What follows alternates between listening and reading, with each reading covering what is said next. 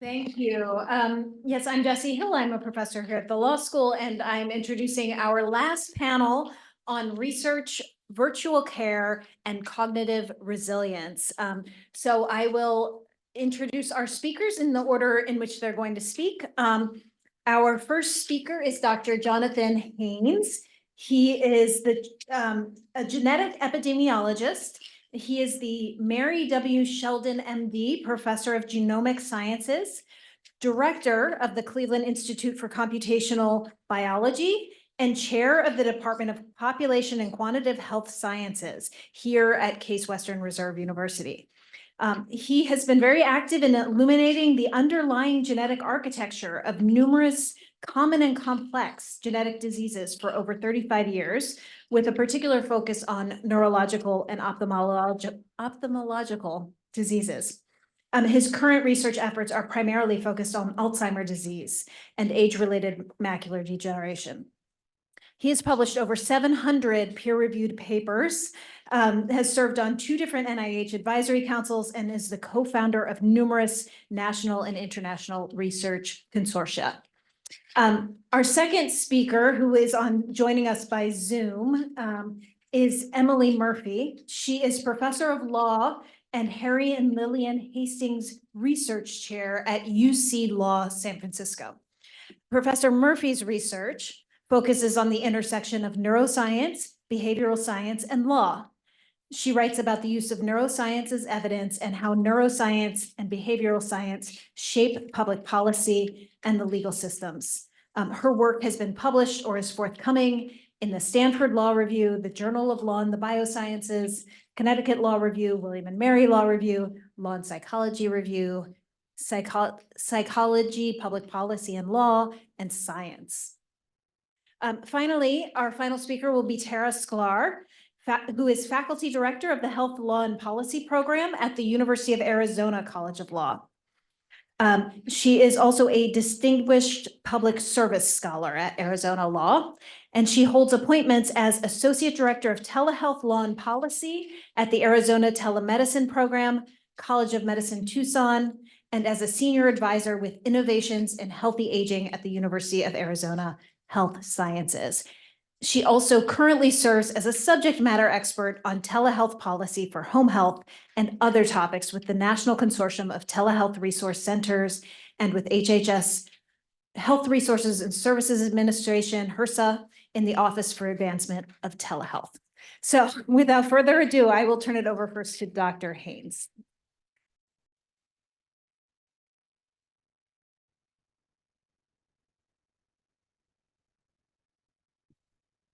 Well, the first thing I'd like to say is thanks for the opportunity to come and talk to you a little bit. And the second thing I want to say is you may all be wondering sort of why I'm here.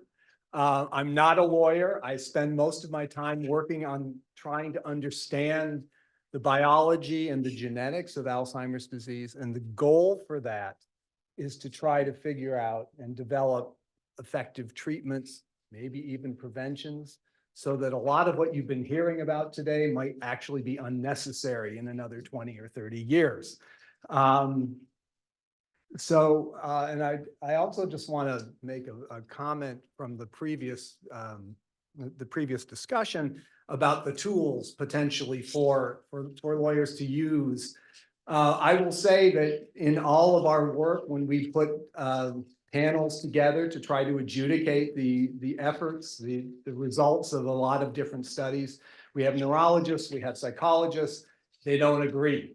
So it's really, really hard to figure out exactly what's going on. So every time someone develops a new tool or whatever, I'm a little bit skeptical about how accurate it's going to be and how valuable it's going to be.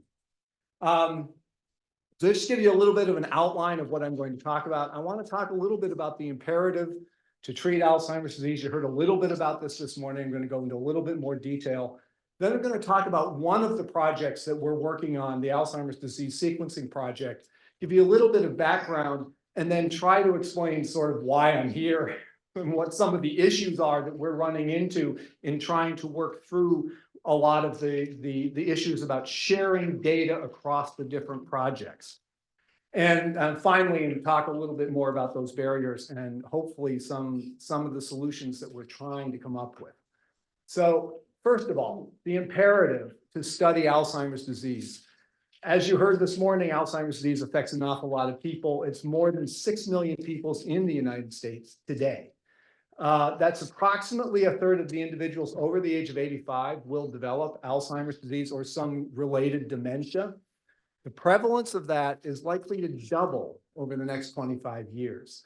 The current societal cost, over $340 billion a year. It's a tremendous cost that is leveled on society. The other problem, the other thing, and the reason that we're doing so much research is that current treatments only minimally attenuate the effect. And some of the more, and you've probably heard a lot about this, some of the more recently approved drugs really only slow the decline a little bit in some people, and there are very significant side effects to these things. They're clearly not the long-term answer. So a lot more needs to be done to try to figure out how we can identify and develop some effective treatments, ideally some ways to prevent things. So virtually all the clinical trials that have been done, and there are hundreds and hundreds of clinical trials, have failed either completely or provide just very, very minimal effects. So there's a lot that needs to be done to try to better understand. So what do we know about Alzheimer's disease, and why am I talking about some of the research that we're doing? It's not a single disorder. You heard a little bit about this morning. It's the most common form of dementia, but there are lots of other types of dementia as well. The standard for figuring out Alzheimer's disease has been clinical diagnosis, all those tests that they do.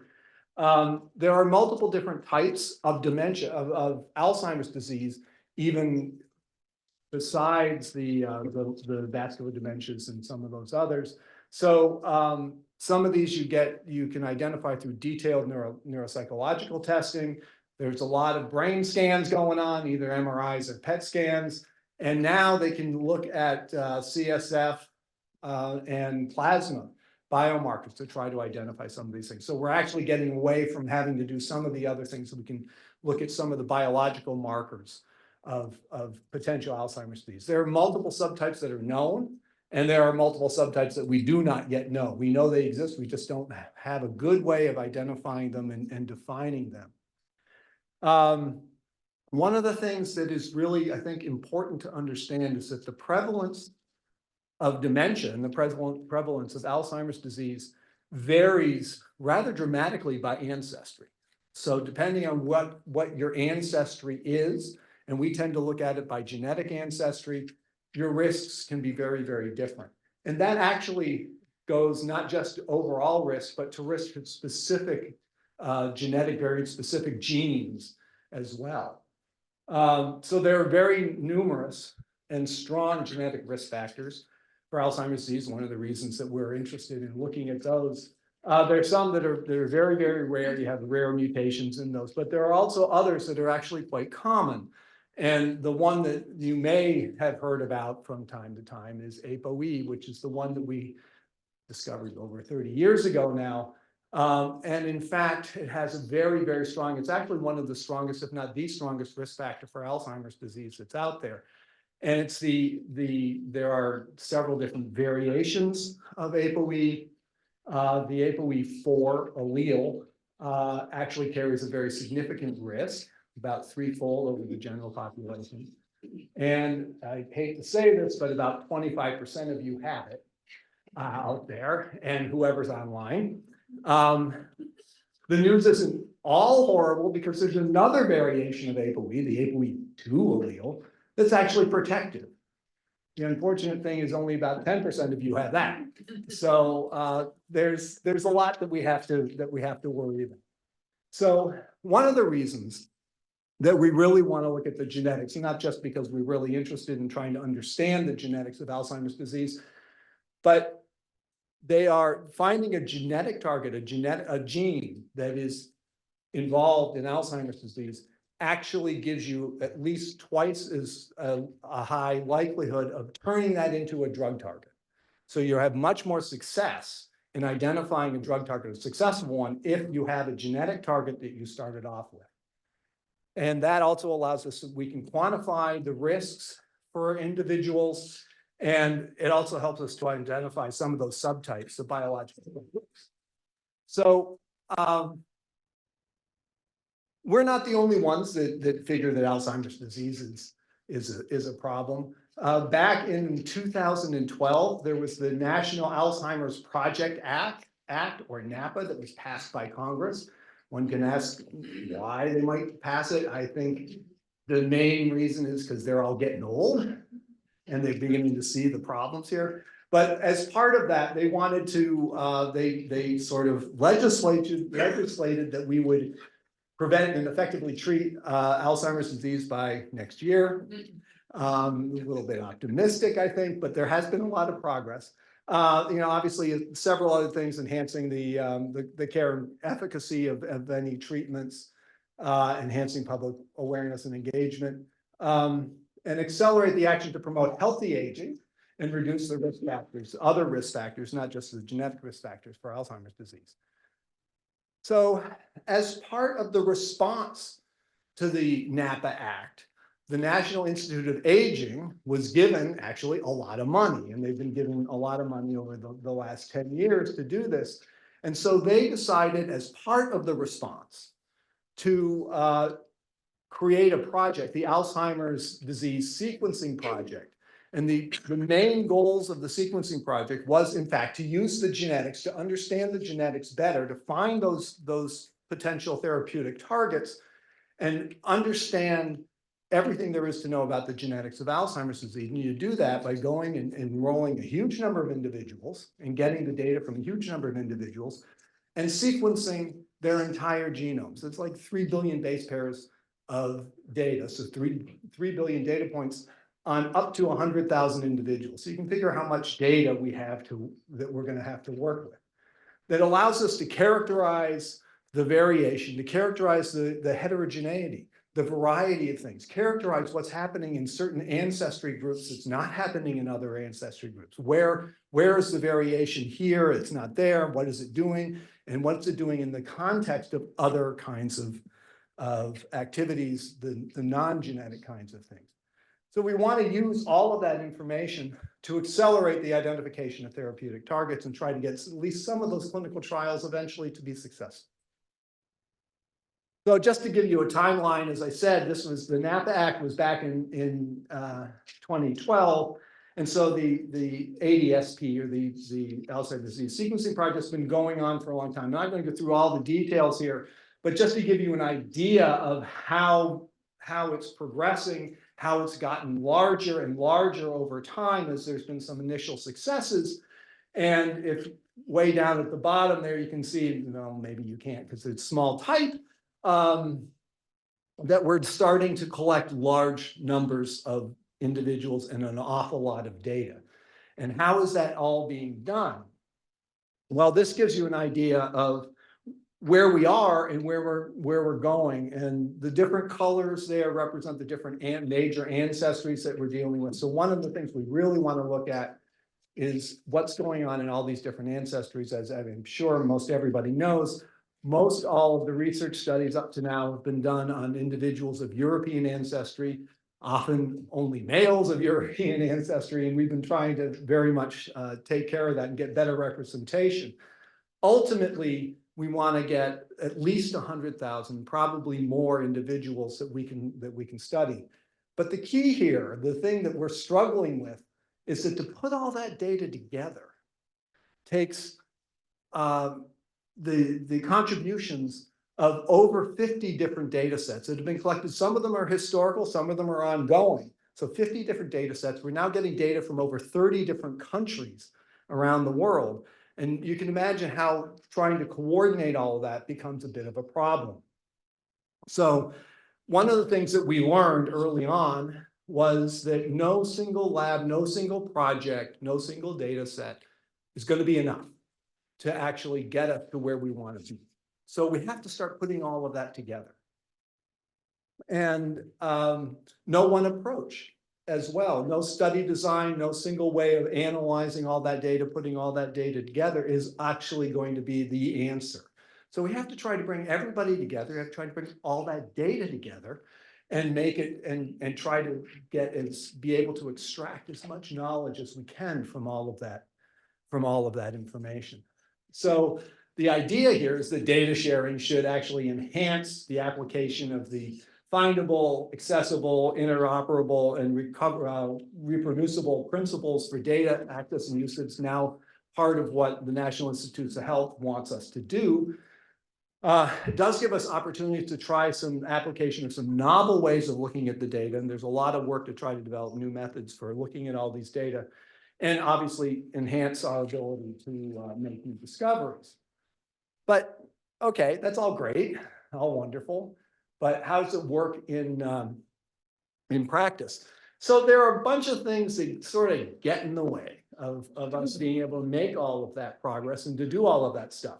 There are governmental laws. We have to worry about Health and Human Services and the Office of Human Research Protections and the IRB oversight of everything we do. Everyone that all the data that's being collected, all the individuals that are participating in all these different studies have to consent to doing that.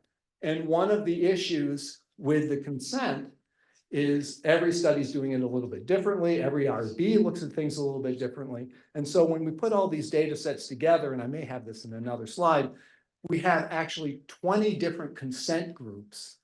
So depending on what you want to study, you may only get a certain subset of the data. And somebody's got to keep track of all of which individuals consented for what type of study. We have the HIPAA issues.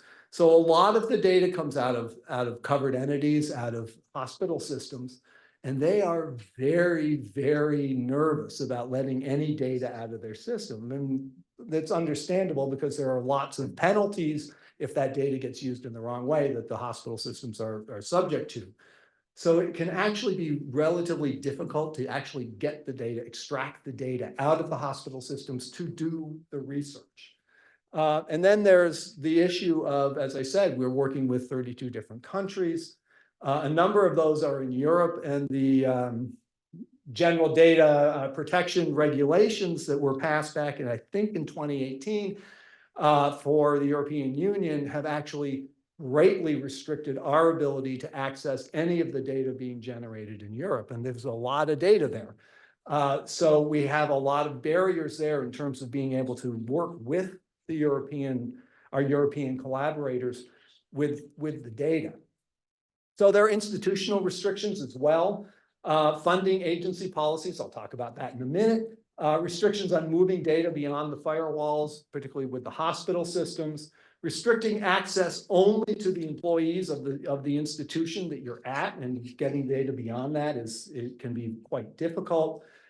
And requiring extensive credentialing and training every year, every 6 months. And it really becomes a barrier, particularly if you're bringing in individuals, research assistants, students, postdocs that come and help, because they're not tended to be here for 10 years or something like that. So there's a lot of onboarding and offboarding kinds of things that are issues. And then there are the project restrictions, as I said, the informed consent restrictions on use, data access only through a data enclave. So one of the things that's going on with the number of these very large biobanks that are being put out there, the All of Us program, the Million Veterans program from the VA, the UK Biobank, they all, you can't actually see their data. You can only go to them and do all your analysis remotely on their servers.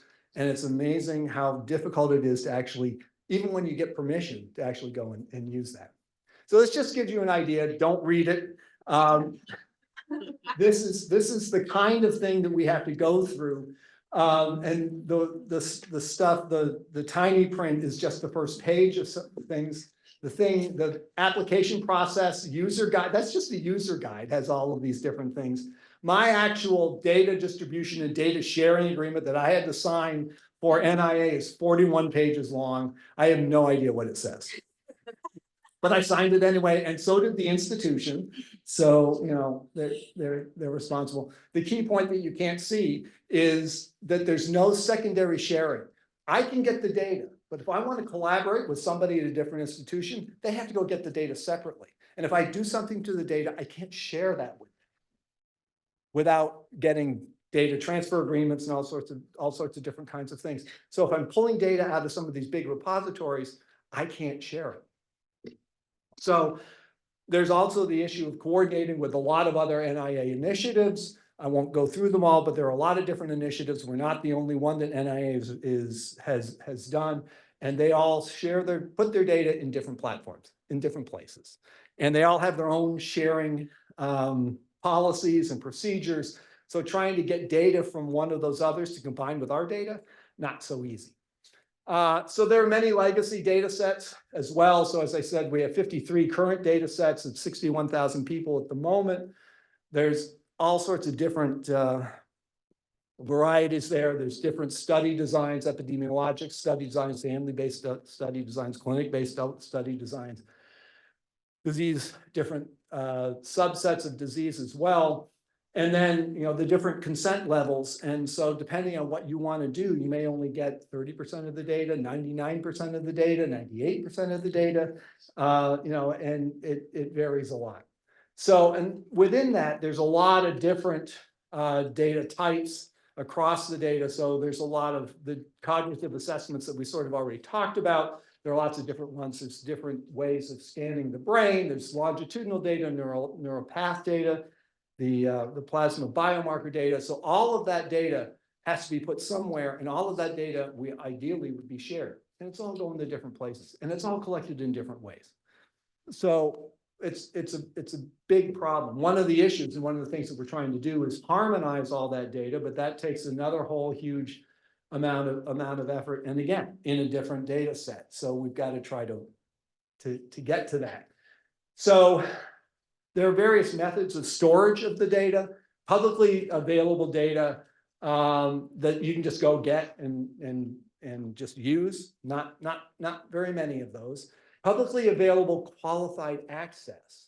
That's where somebody else has to give you permission, and it's usually one of the you know, National Institutes of Health or somewhere.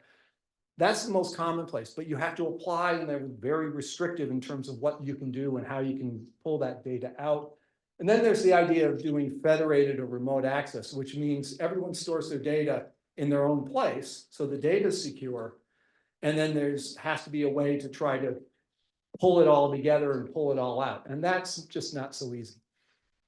So there's some of the other issues. So one of the things here, one of the subgroups that wants to use artificial intelligence and machine learning to analyze the data, they expect the data to be perfect. Data is not perfect. They actually complain that, well, your data doesn't fit our model.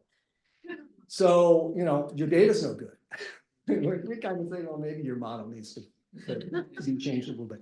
And then there's the issue of scientific self-interest. You know, science, we love to believe that we are totally cooperative, but in fact, there's a lot of competition that goes on. And so there's a lot of activity or lack of activity, passive aggressive activity to sort of hide behind some of those policies to never actually share your data. So my final message is genomic data sharing is an absolutely laudable goal. We should all be doing it. There are concerns about privacy of the data, since we're working with a lot of health data and a lot of privacy data, private data, that has severely hindered our ability to actually pull that data together and share it. The solutions are inadequate. Most of the institutes, a lot of these different programs have set up their own way of storing the data, and they're not talking to each other very well. And so the barriers in terms of permissions to pull all of that data to get it together. And then once you do get it together, I can't give it to anybody. I can't share it with anybody. I can't cooperate with anybody with that, at least not easily. It's a very, very difficult process. So what we really need is some help in trying to figure out how we can make this a much more efficient process to be able to share the data across all these different data sets so that we can make the kind of progress that we really need to do if we're going to actively identify effective treatments for Alzheimer's disease. And I'll stop there.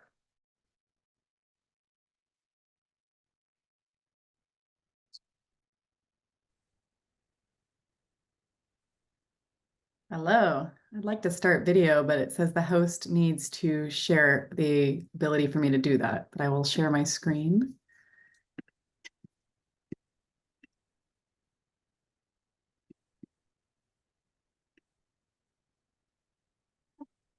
Hello, can I start video?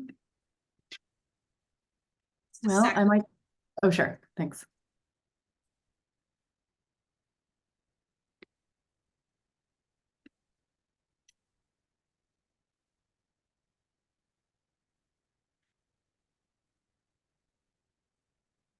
Molly, why don't you start and I'll work on it? Great, no one needs to see my face anyway, although I'm just a disembodied voice. Greetings, everyone. I'm so sorry not to be there in person, especially because I'm missing the chance to meet up with some of my favorite people in this area. Sharona wisely suggested that I protect all of you from a nasty virus going around my household, which has small children who are disease vectors of all kinds.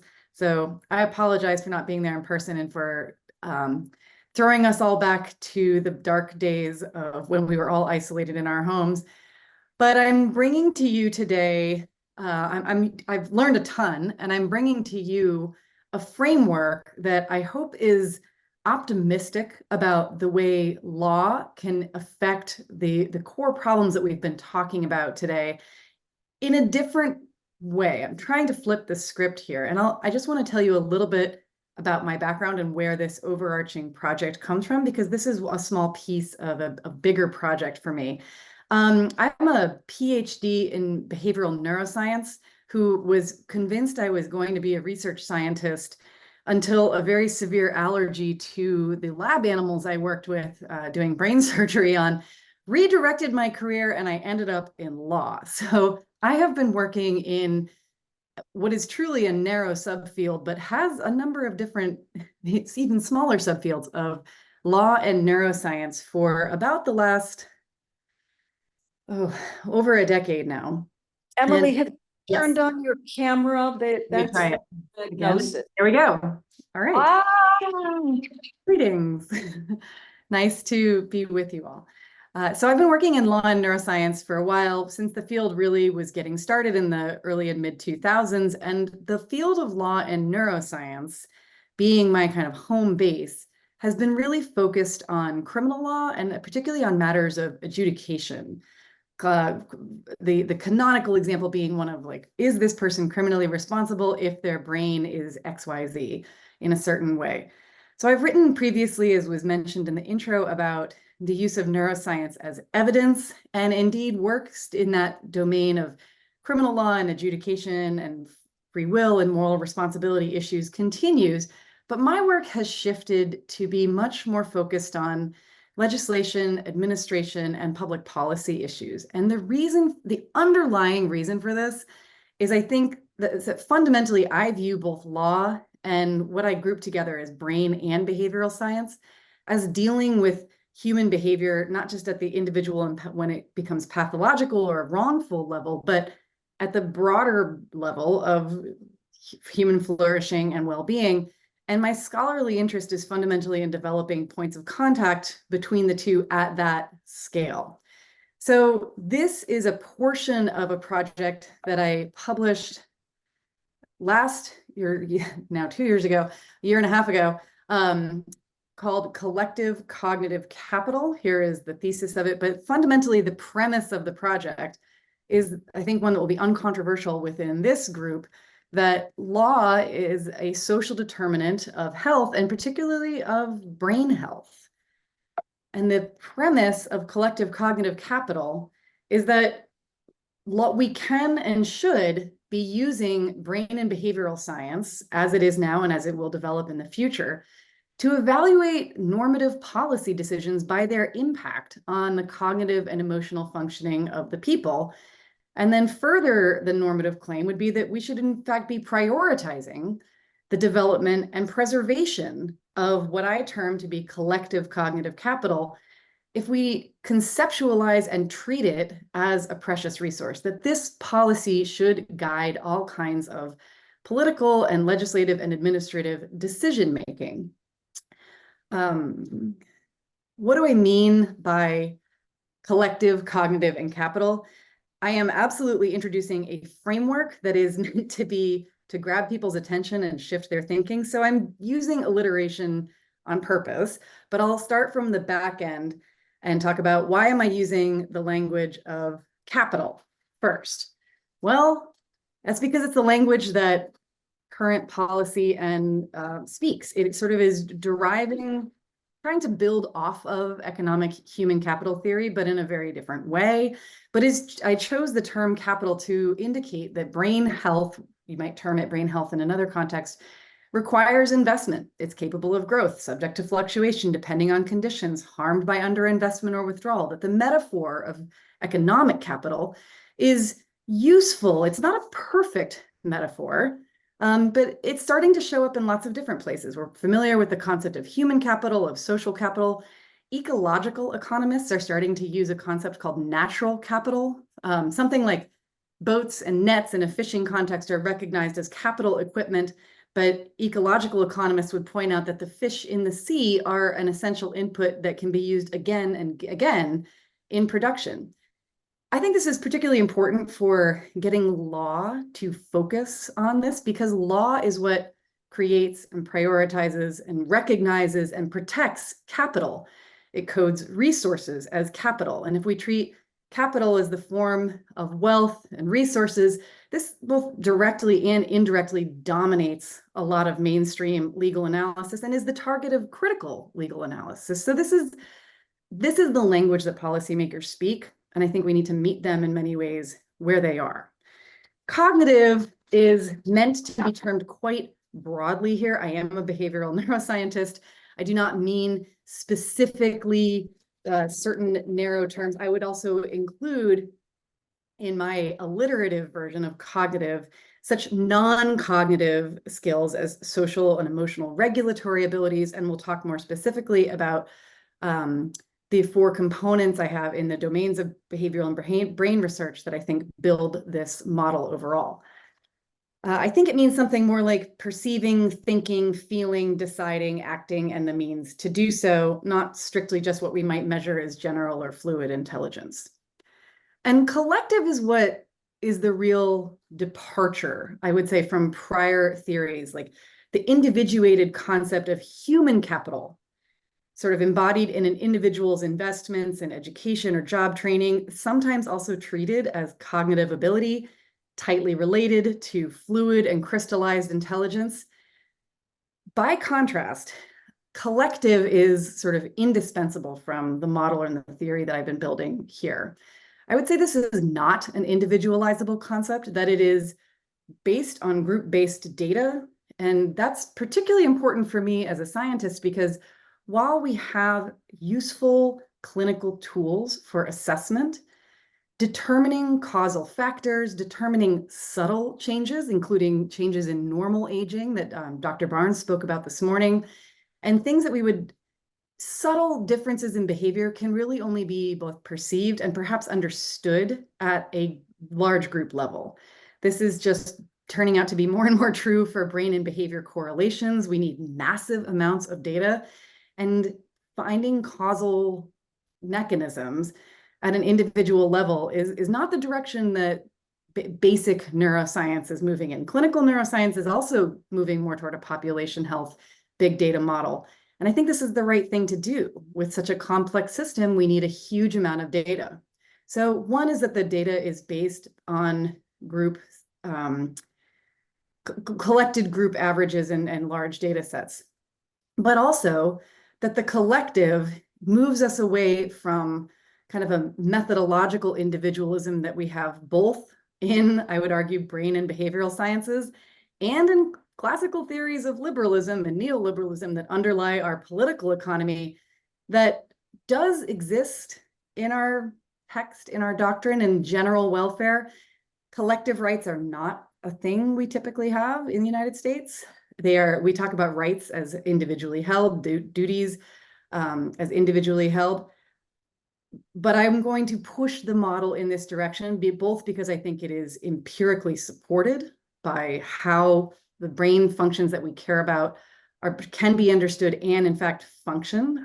And also because I think that it would move us toward a more holistic model of understanding what we care about and how to prioritize and protect it. So while we can collect and necessarily have to collect a lot of brain and behavioral data from individuals, we need a lot of information at the group level. And I think we need information about individual to individual or individual to group interactions to really understand and operationalize what we care about here. So my model divides what I see as the field of like sort of basic research in behavioral and brain science into 4 subfields here: development and plasticity, general intelligence and fluid reasoning, cognitive control, including emotional and social regulatory abilities. And salient to today's discussion is the concept of what I would term as cognitive reserve. Now, I have my paper goes into great detail on the other 3. I think cognitive reserve is one of the areas that is currently very difficult to operationalize, much more so than, say, general intelligence and fluid reasoning, even though we have operationalized concepts and ways of measuring that are useful if disputed and not settled. Cognitive reserve is a difficult concept to operationalize that is still being sort of worked out, as Dr. Haynes was talking about, as Dr. Barnes was talking about as well. We're still figuring these things out, but I think it describes the persistence of a particular set of cognitive functions or skills in the face of either pathology or just normal aging, regular environmental insults, as well as normal aging, as well as sort of idiopathic pathology. It also refers to the ability to use alternative functions when a particular default function is diminished or destroyed. Declines, we know this, we've heard about this today already. Declines in cognitive and executive functioning have a significant impact on daily life functioning. They have a significant impact on self-care activities. They are extremely economically costly, as Dr. Haynes was talking about. But even such tasks that are not typically included in kind of a GDP measure, but sort of things like remembering to take medication, accomplishing household chores, cooking, food shopping, effectively managing money, managing and maintaining family and social relationships. And then on the flip side of those relationships coin, the cognitive cost to caregivers, not just the economic costs, but of caregiving tasks that are not included in like economic policy metrics, traditional economic policy metrics such as GDP, are still sources of social cost, as well as, if we need to, translate it to an economic cost. But I think more importantly than the economics, even though that's the language policymakers speak, is that the cognitive reserve and preservation of function is really fundamental to an individual's dignity, autonomy, subjective sense of well-being. We know from research that the subjective experience of cognitive decline can be a source of great distress. Dr. Haynes was talking about the enormous cost of Alzheimer's on our society. And I think I would argue, posit that those costs are actually a massive underestimate of the overall social cost. So again, I said it's hard to operationalize. The neural mechanisms of what we would kind of consider to be cognitive reserve are an area of very active neuroscience research. From behavioral data, we know that on average, again, speaking in groups, individuals with increased cognitive reserve as they age tend to be more highly educated, possess higher fluid intelligence as measured by IQ scores, reach higher ranks of occupational attainment, speak another language, be involved in a diverse range of non-work activities. But this has been alluded to a number of times today. A major reason I want to advance this framework for us that law can and should be a determinant and viewed as an active determinant of brain health is that cognitive decline is a structural issue. Not only has this happened across the population from clinical levels in the 14% of us who are going to suffer from Alzheimer's or dementia over age 70, to the normal aging and mild cognitive impairment and normal aging declines. But there are, within that broad spectrum, there are well-documented differences. These are just some recent examples of differences in cognitive function in aging along racial, ethnic, and socioeconomic status dimensions. Dr. Haynes also talked about this in terms of genetic ancestry, but these are research studies looking at social classes, not necessarily using genetic markers. Dr. Barnes was talking this morning about some of the, or I forget who else, I'm so sorry. Someone else was talking this morning about various novel tools we have in terms of predicting clinical status as predicting neurodegenerative disorders. Some risk of certain neuropathologies can be predicted from genetic testing, but we still don't have a good grip on the full set of mechanisms or the preservation of cognitive capacities in the face of normal aging. So I think while there is significant, I'll talk about that in a second, there's significant interest in the individualized clinical predictions of decline. I mean, I sit here wondering, do I carry the APOE4 gene? I think these are very normal places for individuals to be interested.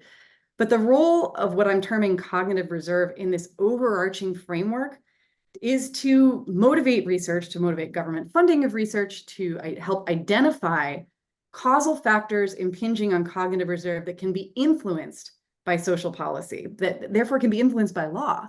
Things like education, nutrition, provision of social services, reduction of harmful toxins or stressors, and that policy decisions even outside of those core areas should be analyzed and could be analyzed in a sort of analogy to economic cost-benefit analysis that is mandated in administrative law decision-making within agencies, at least for now, as agencies, the administrative state presently exists, to be seen whether that continues to happen. But we have to do mandated cost-benefit analyses. We could be doing how does this decision impact the cognitive reserve of people? We know, for example, air pollution is starting to have a documented, accumulating evidence documenting its impact on cognitive reserve and cognitive function.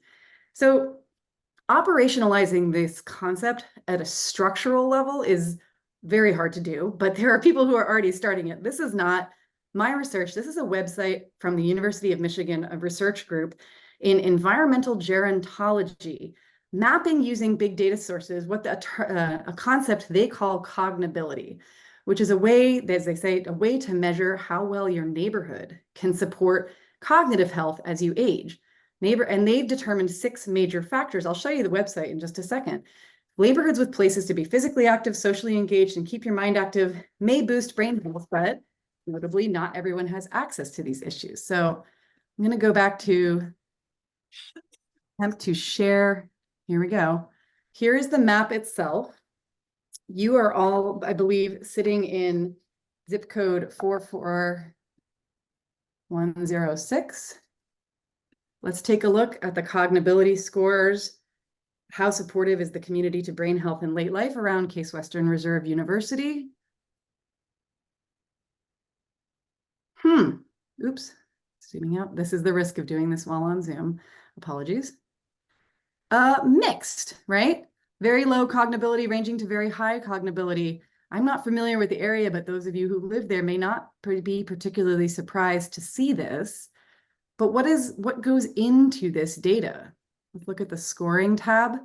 What goes into a cognability score? Places to exercise, places to connect with others, places to keep your mind busy, community barriers and health threats, notably highways and polluting sites, things that can be directly affected by regulation. I hope you find this website interesting. I do. I think it's extremely, I think it's an extremely important endeavor to try to both map this data, but also frame it in a way that, look, our environment dramatically impacts our brain health. Going back to wrap up my PowerPoint slides. Okay. That is to say, I think we need to think about not just how can the law support and enable individuals who are starting to suffer from cognitive decline, normal aging, and then all the way to dementia, but how on the front end can law influence modifiable risk factors for dementia? I came across this, it's very hard to see, but I refer you to the Lancet. This is the Lancet's Commission on Dementia prevention, intervention, and care. It's easily available on the web, showing potentially modifiable risk factors that account for about 40% of worldwide dementias, not just Alzheimer's. But starting from early life of less education to midlife, hearing loss, traumatic brain injury, hypertension, alcohol, obesity, to later life effects of smoking, depression, social isolation, physical inactivity, all adding up, air pollution, diabetes, all adding up to potentially modifiable factors representing, in some estimates, 40% of the individualized risk factors for dementia. Dr. Haynes was talking about the important other non-modifiable factors of genetics and biological health that we are born with. But a lot of these can be influenced by law. And I think the framework of collective cognitive capital helps us think about how. Here's a super obvious example. We know now unequivocally from the research data that hearing loss, even subtle hearing loss, and vision problems, even subtle vision problems, accelerate cognitive decline. And that we know from this study, the ACHIEVE study in healthy aging, for example, older adults who are at increased risk of cognitive decline who receive a hearing aid intervention slow down their loss of thinking and memory abilities by a dramatic amount over 3 years. So this study got me thinking, and I realized, oh, Medicare does not cover, normal Medicare does not cover fitting for hearing aids or exams. You pay 100% of the cost. The FDA in 2022 did change the regulations to clear the path for hearing aids to be sold over the counter, which I understand is a very relatively slow uptake of that process. But this is an example of law doing something that is supported by the data, even if perhaps inadvertently, to improve brain health, but it could do a lot more. And that if we made our decisions with this kind of data in mind and with this kind of prioritization, that brain health was the thing we need to preserve, because it is a collective resource that underpins democracy, as was spoken about earlier today, that underpins autonomy, that underpins liberty, that underpins the individual liberalism kind of ideas that we care about. Our collective brain health is the thing that supports and makes those things possible. I'm not alone in this effort. Around the time I was starting this work, a bunch of other organizations internationally launched. Brookings, of course, located in the United States, but they're calling these things various concepts, and we have differences. Like the Brookings and Brain Capital Alliance is really focused on this as an economic model and an investment class. The European Brain Council is hosting soon a Brain Awareness Week for their European Parliament, talking about no health without brain health. The World Health Organization is also deeply involved in talking about optimizing brain health across the life course. There's a number of international projects I'm now aware of and starting to collaborate with that are really realizing that this is a concept that can shift policymakers' thinking. There are, of course, a lot of... We're right about at time. So okay, this is my last 2 sentences. great. Thanks. There's a lot of limitations, a lot of caveats, and of course risks in an approach such like this. This is an early stage idea. I think that the major caveats would be concerns about individual liberties being in a model like this subordinated to or even ignored in favor of collective efforts. Although potentially the biggest risk is that this is fundamentally a political problem that we need to rally lawmakers and people around.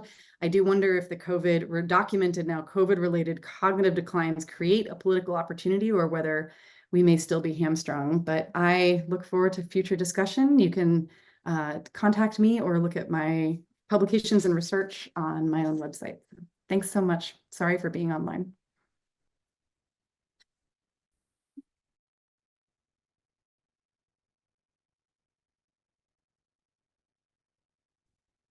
Hi, everyone. That was fantastic. I just want to congratulate you on nearly completing our day-to-day. And I also want to thank you first and foremost. You've been such an engaged audience, those here in the room and online. It's just been a really delightful learning experience for me. I want to, of course, thank Professor Shorta Hoffman and Case Western, all the presenters. So I'm going to wrap this up, and I'm sure there's going to be closing remarks after me. But as Professor Hoffman said at the very beginning of today, the breadth of the presenters is really covers a ton of areas. And then in this last panel alone, you're going to hear three very connected but disparate topics on cognitive decline in the law. So my area is primarily, as you may have observed from my introduction, I think a lot about telehealth, and I think a lot about it in terms of delivering healthcare at home for an aging population, and that's primarily what our focus on today. So I'll start off with just some statistics and some studies in the area of the cognitive impairment continuum. I thought Dr. Barnes started us off really well with there isn't really this binary approach of normative and demented, but rather a trajectory in terms of going from mild to more extreme. And the other thing I just wanted to mention, like this imperative of thinking about the risk factors as we increase in our lifespans over the age of 85, coupled with the severe shortages that we're seeing in the healthcare workforce, which haven't really been talked about too much to date. So I'll discuss that. And that's why I think it's so important to think about how we're leveraging technology in different ways to really provide care at the home and where the law stands on that. So one of the critical pieces right now is the acute hospital care at home program that I'll primarily focus on as a virtual practice. I just would love to see a show of hands of how many in the room may already be familiar with this program. Oh, great. So this will be a nice platform to tell you about it. And it's fairly new. It really just came about with the public health emergency, particularly in 2020. The Cleveland Clinic is a strong early adopter of the program here in town. So there are a number of legal and ethical implications of this type of work, a new type of healthcare delivery serving a primarily vulnerable patient population. So in my future Health Matrix article, you will be seeing lots of these legal and ethical considerations, but in my time today, I'll just focus on equitable accessibility, privacy, and reimbursement. And I really hope to leave you with some resources that might be interesting to you, particularly if you are caring for loved ones with cognitive impairment, which I think many of you in the room raised your hand earlier when Professor Pearson asked that question. And I hope you find them helpful, both here in Ohio and around the country, for those of you online. So I'd also love to introduce my collaborator and co-author in this work, who is a clinician. She's a former student. I think very appropriate for a law medicine conference to have a legal practitioner professor work with a doctor. And we've been working in this area for the past few years now, just really thinking about homebound older adults and how they can access care virtually and all the legal and ethical implications surrounding that. So together, Catherine and I have created a hypothetical patient named Cora. And Cora is fairly typical of what Catherine comes across in her clinic, an older woman, mostly okay, but does have a chronic condition. And she's really, as much as possible, hoping to receive care in the home, hoping to avoid having to be readmitted to the hospital, does not have her children in state, and is really trying to manage a transition in life.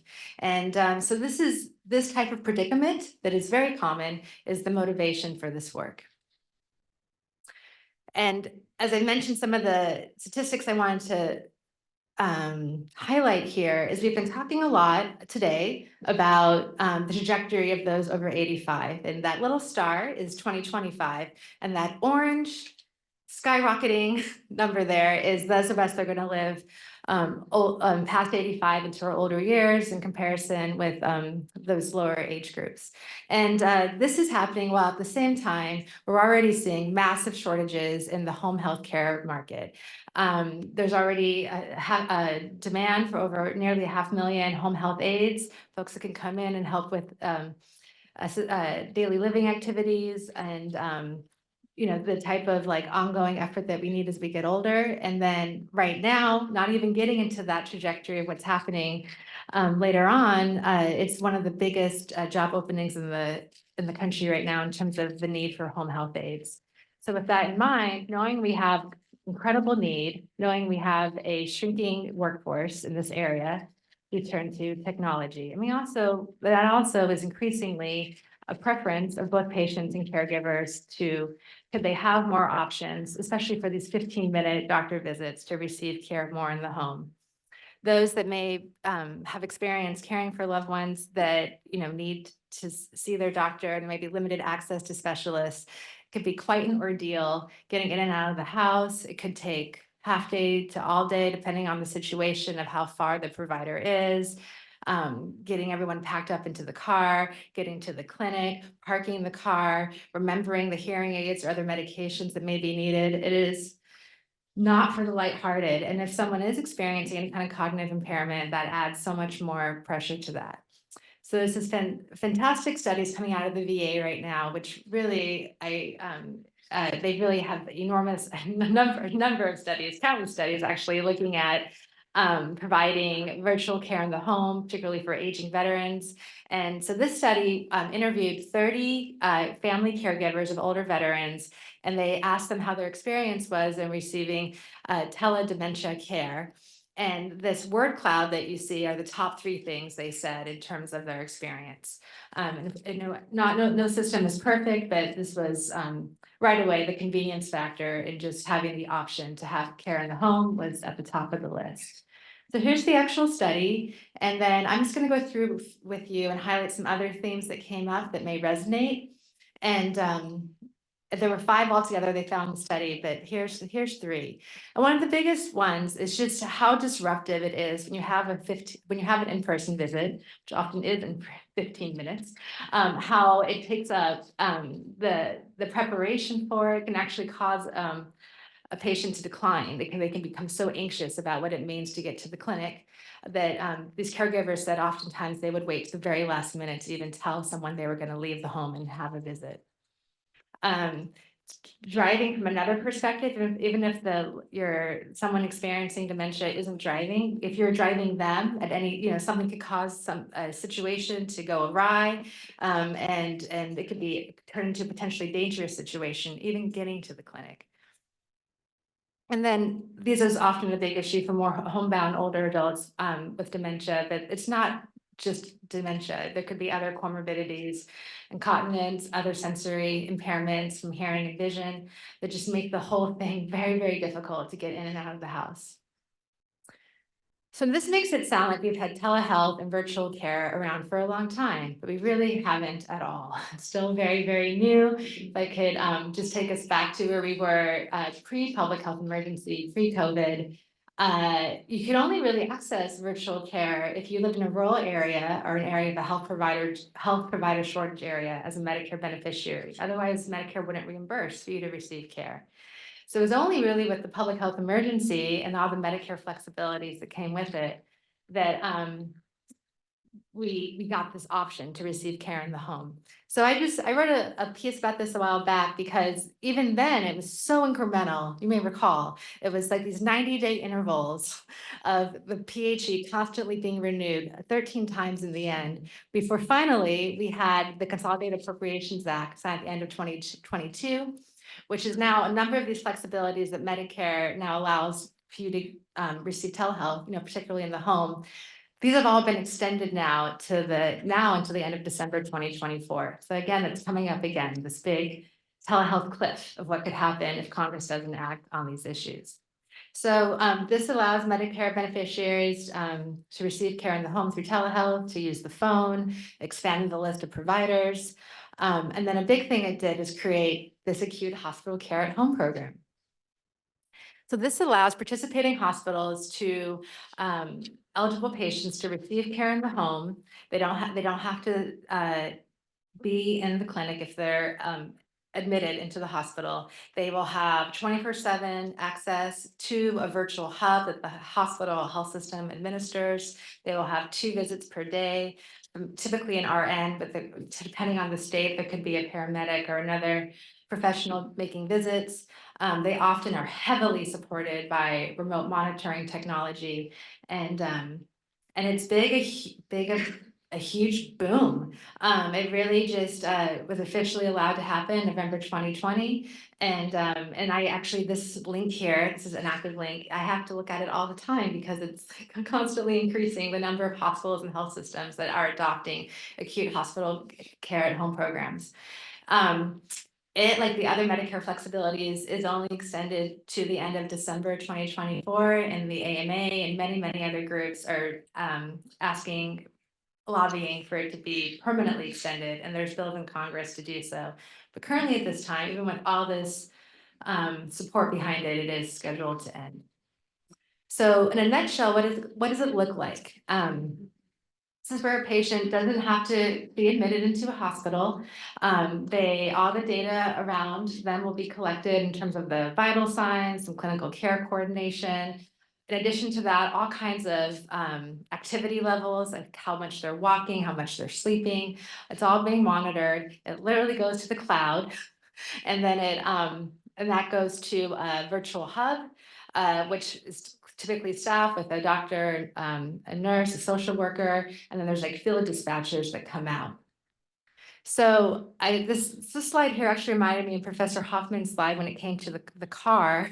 And I think, and there's some very strong similarities there, where like there is technology, it can do a lot. You might recognize some of these devices, the blood pressure remote, the temperature scale. But you know, all these things can be difficult to use, troubleshoot if there's technical issues. So in all these situations, what's critical is that there's 24/7 access from the patient to the virtual hub or provider if they need immediate assistance. But it is not perfect. And every day there's articles about safety and efficacy and other issues with these devices. But to do another comparison here, I adapted this from the Mayo Clinic, which has a very growing hospital at home, which they also call advanced care at home program. And just look at the schedule in terms of like your own ability to recover from an issue, whether you're in the hospital or at home. You can wake up at 9 as opposed to 6. You have in-person visits in your home, your family and loved ones can be with you, all the comforts of home, your own bathroom, your own kitchen and area.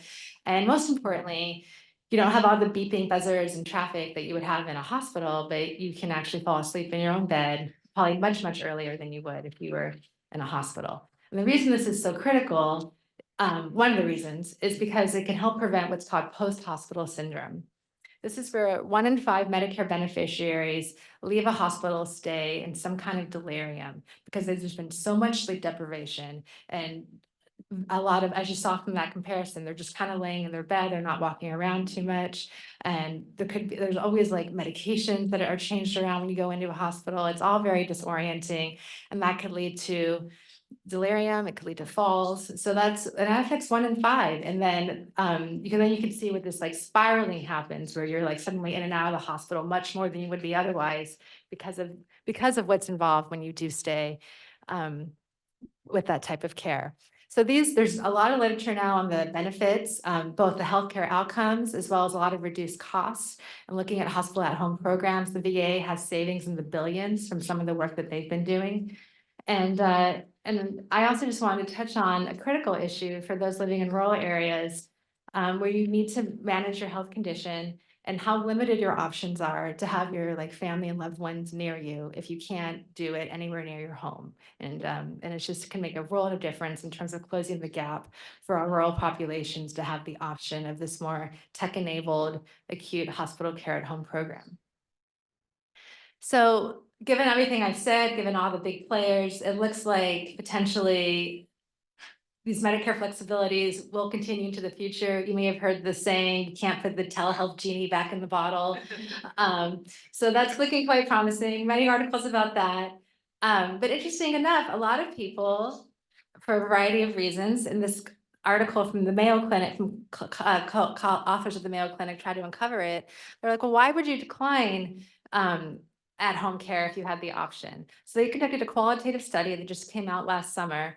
So it turns out, in their experience, that Mayo Clinic has different sites across the country that operate this program, that about 1/3 of patients decline the option to have at-home care, and 2/3 do. And so this is how they got a breakdown, as happens with qualitative studies, you end up with a pretty small sample size of 13. But they interviewed each of these patients to say, well, why would you prefer that? You could, sleep until 9.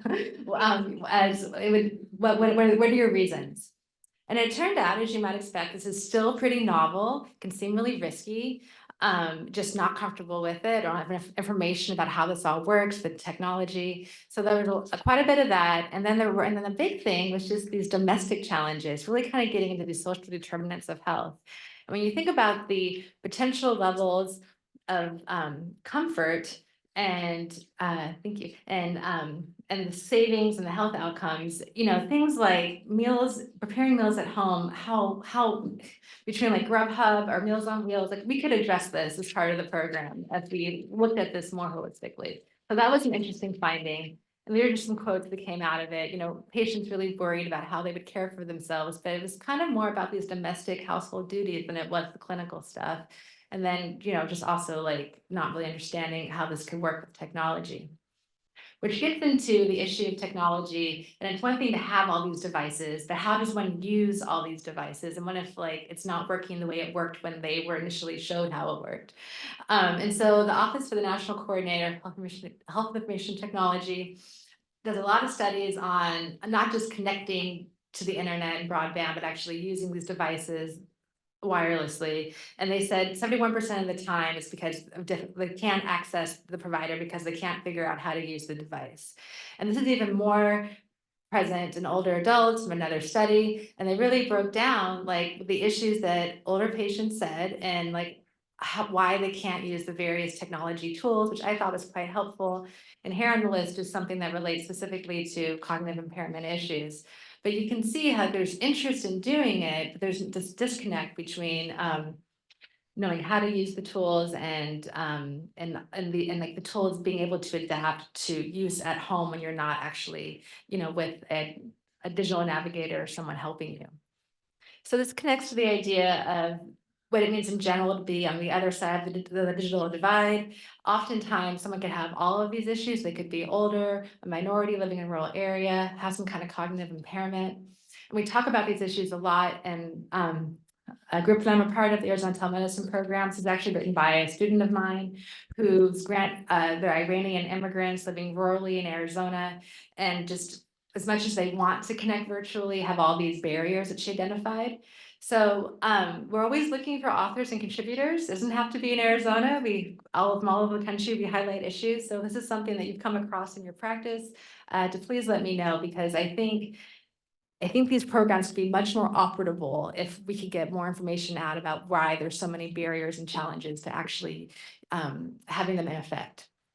So I'm just going to quickly touch on privacy. Obviously, your continuous monitoring is going on. A lot of concern with unauthorized disclosures of third parties selling your data. The Office of Civil Rights has really kicked up their surveillance now, in terms of there's no more enforcement discretion over HIPAA. They're looking at it, a lot of guidance, particularly on remote monitoring and giving patients more options in terms of turning off certain devices if they don't want to be recorded.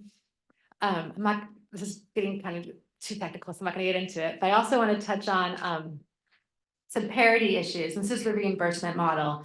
There's a number of ways that you can receive telehealth. It's not just always, the synchronous live with a provider and a patient. You could do over the phone, you could do remote monitoring, but not all, just with Medicaid programs and private payers, not all are required to reimburse for these types of different modalities. But in every case, there's this upward trajectory where nearly every state is getting there. So this is remote monitoring that I've highlighted. So in 34 states last spring, it was being reimbursed for by Medicaid or private payers, and now it's up to 37 just in the fall. So and you can see that across modalities, this upward tick.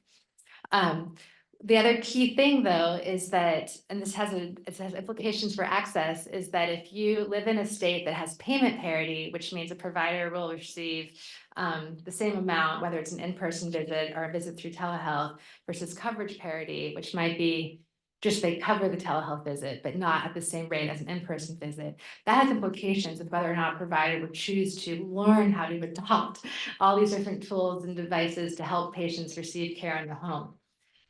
So, thought that would, anyway, so here in Ohio, not yet is there payment parity, but I believe there is coverage parity. Just a flag for you, big retail. This is also happening at the same time that all these other issues are going on. So, as Walmart and Amazon enter the market more, what does this mean for receiving care in the home? Can they, in some ways, they could increase accessibility given their economies of scale, but in others, it could be where are they shaving off costs to increase their revenue. Lots of resources. You can donate devices, telehealth access for seniors. They're in 26 states, including Ohio. And if you have devices you're not using, they would clean them and give them to seniors who need them. And they would train them with digital literacy. And this is another great group called the Center for Excellence for Telehealth and Aging. Really thinking about all those barriers I mentioned, whether it's in-person care or virtually, to provide a hybrid model or care at home. I work with the Southwest Telehealth Resource Center. Up here, you have the Upper Midwest Telehealth Resource Center. Again, a plethora of resources.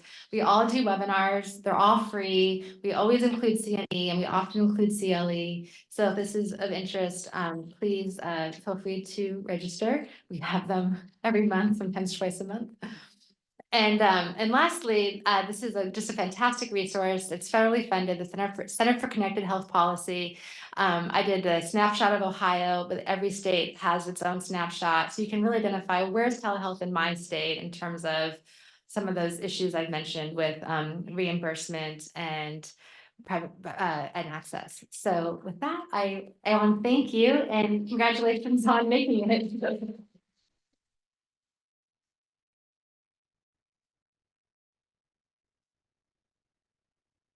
Wonderful, thank you for those presentations. I think we have a few minutes left for questions, so Sharona Hoffman. Yeah, why don't we take 10 minutes for questions, because I don't actually really have concluding remarks. We've heard enough from me.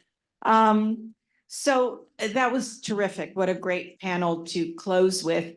So Tara, I would assume that one big reason not to use the hospital at home is that you just don't have support, that you're going to fall if you try to go to the bathroom or something. And, that model sort of assumes that there are people that can help you with all the physical tasks that they help you with in the hospital. So what's the response to that? You might be living alone. You might be living with someone else who's frail or has dementia or whatever.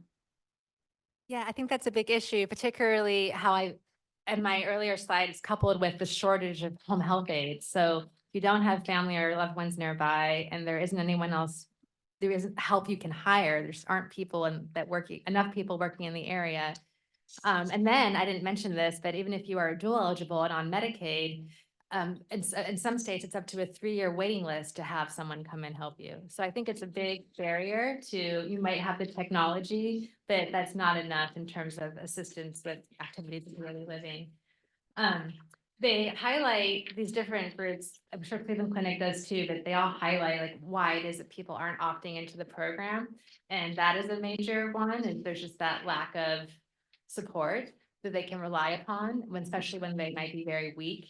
And then they highlight all kinds of other really interesting conditions where it's just not an environment that you can heal in your home. Like there's like reptiles, an example, or there's like people have pets that they shouldn't be next to when they're trying to recover. There's all kinds of scenarios that you wouldn't they get into, like what people have going on in their home. But the only requirement though from the Acute Hospital Care at Home Act is that you have to have running water and electricity. So when you think about big retail getting involved in this space, they might not be as thorough with their assessment as some hospitals and health systems might be. So anyway, it's a long answer to like a fundamental problem with why there's not less uptake than there might be otherwise. I see another question right there. Hi, this is for the doctor. What are the barriers to sharing data? Does there have to be Congress to act on it, or do the agencies themselves have to cooperate with each other to allow access to data, federal agencies? I think the answer is actually both. A lot of the issues that we're running into really are more policy than they are, than I think they are law. And a lot of them relate to what the agencies like the National Institute of Aging have determined that they need to do in order to protect the data. And so that's part of it, but a lot of it also is just policy with the data going into different places. And the different groups having control over how that data is managed and how that data is then going to be accessed. So everyone implements that, how the access is going to be done in a different way. And so if I want to get data from 3 different platforms, I have to apply 3 different times with 3 different formats and 3 different everything. And it can take months just to get the data. Okay, thank you for the answer. It's actually disappointing because obviously you're doing critical research and if you can't get the data, you can't get your research done. It is frustrating.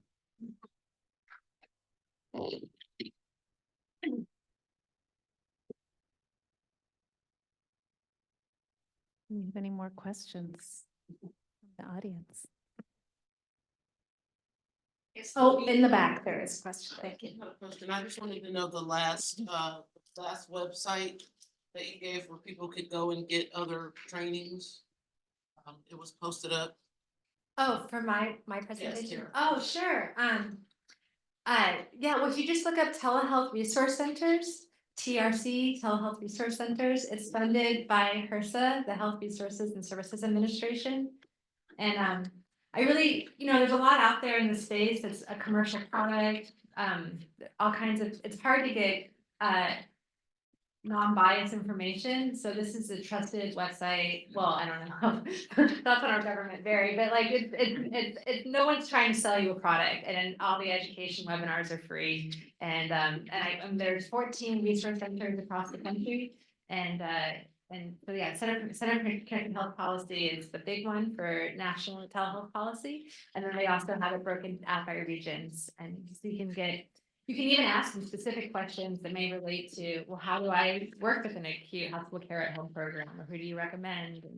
And there's no payment involved in that. They're just trying to give you information. Here's a question over here. Doctor, you mentioned the All of Us project. Is that something open for anybody to participate in to add to the data banks? They are recruiting and they're still recruiting around the country. So and there's a website somewhere, I don't know, it's probably called All of Us. .gov, right? That you can sign up for it and then participate. And what they want to ask you all sorts of questions. They obviously want a blood sample, they want your electronic health records, et cetera, et cetera. I think they're up to 500,000 or 600,000 people. They're aiming for 1 million. They might go beyond that.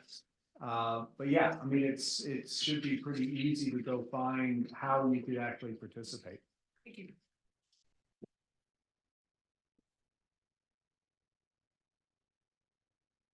Well, unless there are any other questions, I think we'll wrap up this panel with another thank you, and I'll turn it over to Professor Hoffman.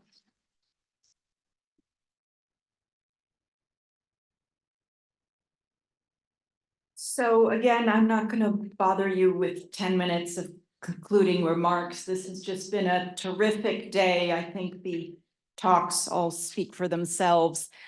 So thank you for attending. We're really so pleased with the turnout. It's been terrific, and we got some terrific questions and information. I think the recording will go up in a few days, a couple of days. And again, we will try to get slides to you if you email us. So have a wonderful weekend, and we hope to see you at future programs.